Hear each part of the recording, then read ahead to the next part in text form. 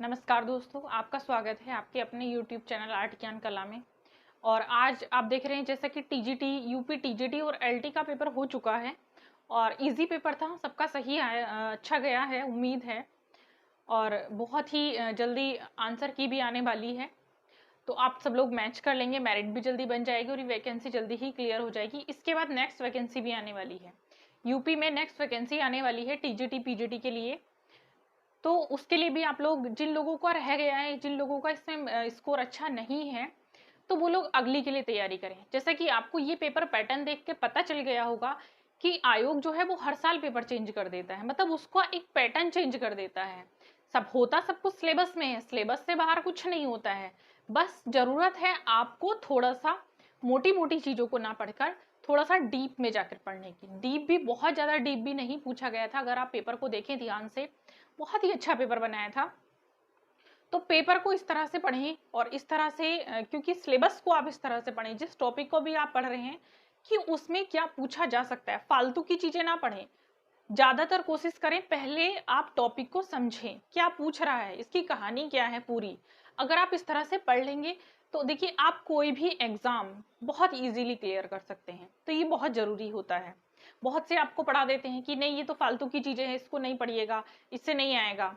तो ऐसा नहीं होता है। आयोग देख रहे हैं 2016 में कुछ दिया था, अब कुछ और दिया है और आगे कुछ और देगा।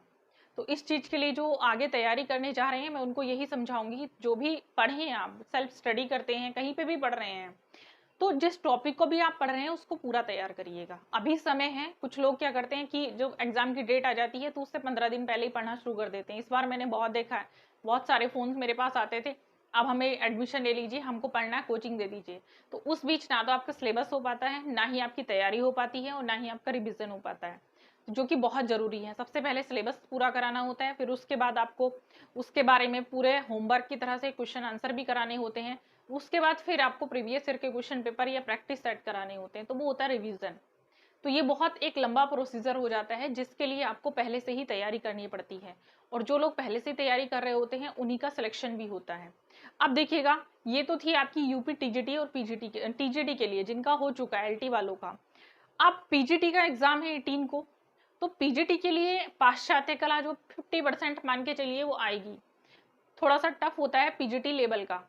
तो पीजीटी लेवल पे आज आप पढ़ेंगे और जो जो मैं पढ़ा रही हूँ उसको आप देखेंगे कि उसमें से ही आपको आएगा, क्या क्या आएगा, किस तरह से आएगा। तो थोड़ा सा कोशिश करें जो मैं पढ़ा रही हूँ उससे अलग भी आपको क्वेश्चन आंसर जो भी मिलते हैं उसको तैयार करिएगा, बहुत जरूरी है। एग्जाम क्लियर करना है जिन लोगों को पीजीटी का, तो उसको पाश्चात्य को पढ़ें ज्यादा से ज्यादा। पाश्चात्य से काफी प्रश्न पूछा जाता है, तो पाश्चात्य का जैसे हम एक चैप्टर पढ़ा चुके थे, आज मैं दूसरा चैप्टर, दूसरा टॉपिक लेकर आई हूँ, मेसोपोटामिया की सभ्यता।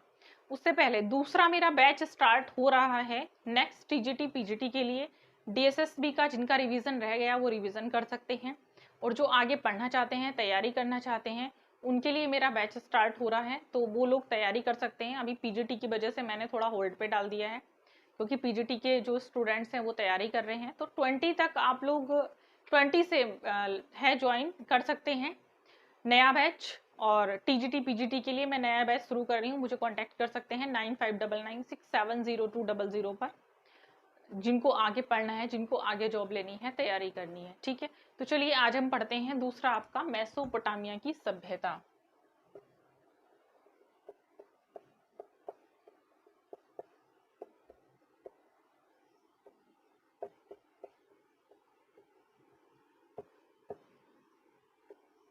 ठीक, ये देखिए मेसोपोटामिया की सभ्यता। तो मेसोपोटामिया की सभ्यता या मेसोपोटामिया, या ये एक यूनानी अर्थ में अगर इसका देखा जाए तो दजला और फरात नदियों के बीच जो सभ्यता पनपी है वो कौन सी सभ्यता कहलाती है? मेसोपोटामिया। और देखिए ये जो सभ्यता थी ये सिंधु सभ्यता के समकालीन थी। जैसे आपने भारतीय कला में पढ़ा है सिंधु सभ्यता, सेम उसी के जैसे उसके समकालीन इसको माना जाता है। तो इसके बारे में बहुत ज्यादा कुछ टफ नहीं है पढ़ने के लिए, बहुत ज्यादा कुछ ऐसा नहीं है जिसमें आप घूम जाएं, बहुत इजी सा है। तो इसको देख लेते हैं।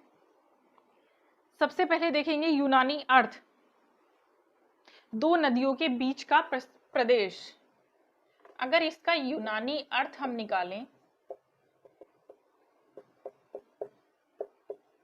दो नदियों के बीच का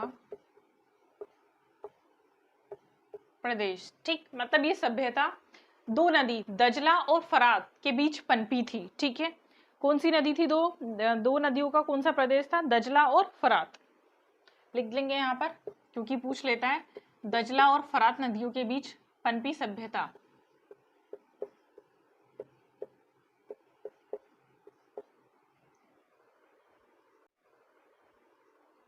विश्व की सबसे प्राचीन सभ्यता कौन सी थी? इस तरह से पूछ लेगा आपसे।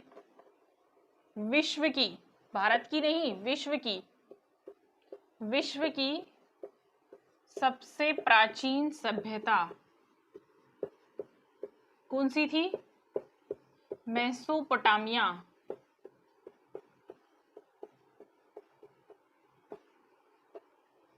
मेसोपोटामिया की सभ्यता। ठीक है, विश्व की सबसे प्राचीन सभ्यता मेसोपोटामिया की सभ्यता। अब देखिए, बात आती है कुम्हार के चाक का जो प्रयोग है वो सर्वप्रथम किस सभ्यता में शुरू हुआ था? तो कुम्हार के चाक का प्रयोग सर्वप्रथम यहीं पर शुरू हुआ था, मेसोपोटामिया में। वर्णमाला भी का भी यहीं पर शुरू हुआ था। तो बहुत सारी चीजें हैं जो मेसोपोटामिया में शुरू हुई थी, उनको देख लेते हैं। और उनको पढ़ना भी बहुत जरूरी है, ज्यादातर प्रश्न वहीं से उठाया जाता है। और आपको अब तो आपको आइडिया भी लग गया होगा। देखिए, कुम्हार के चाक का प्रयोग, कुम्हार के चाक का प्रयोग कहाँ? मेसोपोटामिया।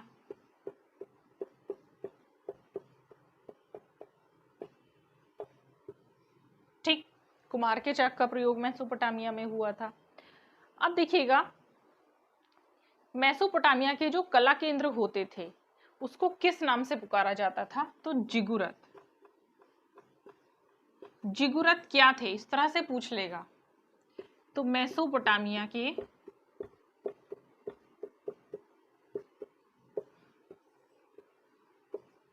क्या थे ये जिगुरत? किसको कहा जाता था? मेसोपोटामिया के कला केंद्र या पूजा गृह। कला केंद्र, पूजा गृह, पूजा का घर, उसको क्या कहते थे? जिगुरत। ये प्रश्न आया हुआ है, पूछा गया है ये प्रश्न, तो इसको आप थोड़ा सा ध्यान रखें। अच्छा, इसका समय मैंने बताने से रह गया है मेसोपोटामिया का, तो लिखेंगे 6500 से 500 ईसा पूर्व। ठीक है, ये इसका समय था, 6500 से 500 ईसा पूर्व तक का। अब सबसे प्राचीन कांस्ययुगीन सभ्यता, सबसे प्राचीन कांस्ययुगीन सभ्यता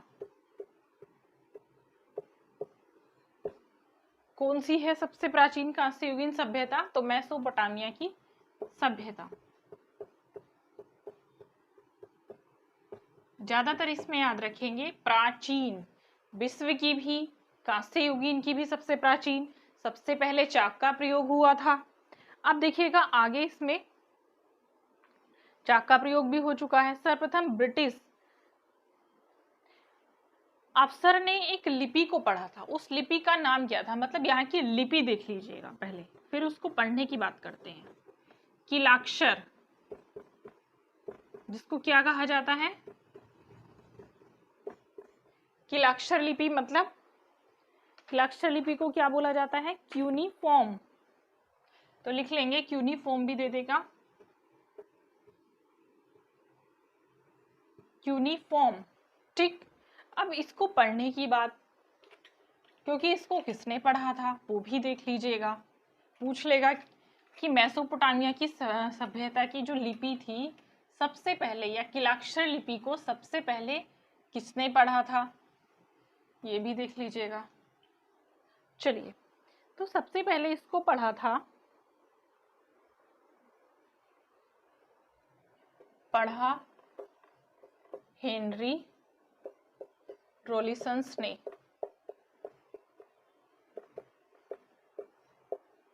हेनरी रोलिसन ने इसको पढ़ा था। अब देखिए शीशे का प्रयोग सर्वप्रथम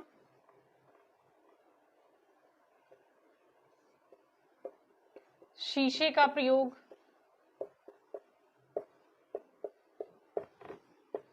रोलिसन करिए। सर्वप्रथम शीशे का प्रयोग भी कहां पर हुआ था? मेसोपोटामिया में।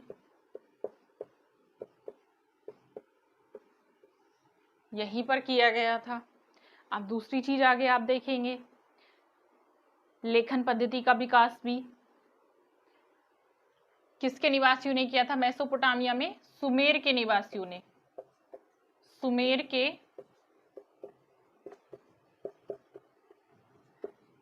निवासियों ने विकास किया। किसका? लेखन पद्धति का।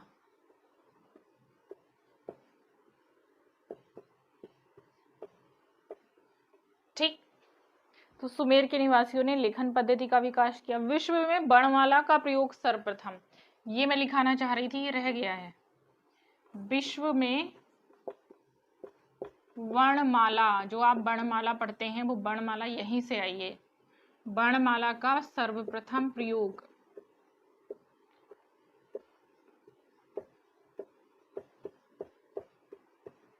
कहाँ? मेसोपोटामिया।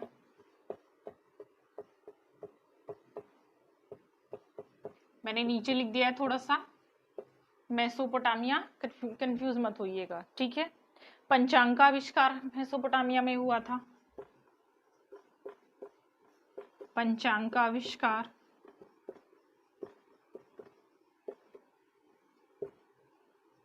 मेसोपोटामिया। देखिए एक चीज और मैं मोटी मोटी आपको थोड़ा सा आइडिया दे देती हूँ। कुछ लोग अटक जाते हैं लास्ट मोमेंट पर एग्जाम में, तो उनके लिए, जैसे मेसोपोटामिया में बहुत सारी चीजें आपने देखा, मैं पढ़ा रही हूँ अभी, कि इसमें ज्यादातर आ रही है सर्वप्रथम, विश्व की, या सबसे पहले जो शुरू हुई है। तो इन चीजों को थोड़ा फोकस करिएगा। ये उनके लिए मैं बता रही हूँ जो ज्यादा भूल जाते हैं चीजों को। भूलते वैसे वही लोग हैं जो बहुत केयरफुली नहीं पढ़ते हैं, लेकिन फिर भी जो ज्यादा भूल जाते हैं, एक चीज याद रखेंगे कि यहाँ पर ज्यादातर चीजें सर्वप्रथम हुई हैं, विश्व में हुई हैं ज्यादातर। तो उसमें हमें सीधे सीधे मेसोपोटामिया टिक कर देना है।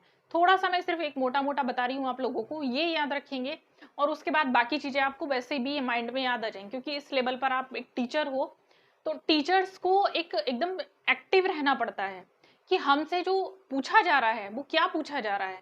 एकदम से हम उसका जवाब एकदम से भी नहीं आंसर दे रहे हैं, तो थोड़ा सा सोच के उसका आंसर हम दे सकें, इसलिए थोड़ा सा इस तरह से उसको याद करिएगा, जल्दी याद हो जाएगा। अब मिलते हैं आपको नेक्स्ट वीडियो में नेक्स्ट चैप्टर के साथ, क्योंकि आपका 18 में एग्जाम है तो बहुत जरूरी है उससे पहले पूरा कोर्स खत्म हो जाए। चलिए मिलते हैं नेक्स्ट वीडियो में।